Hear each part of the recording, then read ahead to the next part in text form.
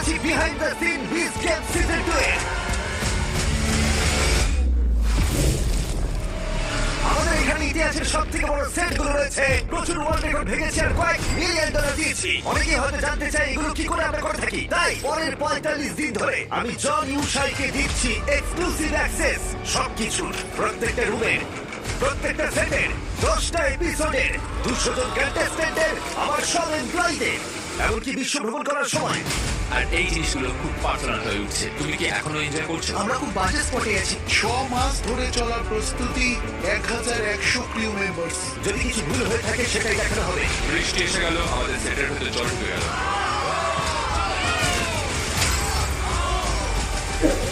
O my god! This game সার্ভাইভারে তোমাদের স্বাগত। এই মুহূর্তগুলোর জন্যই দিস গেম এত ফেমাস।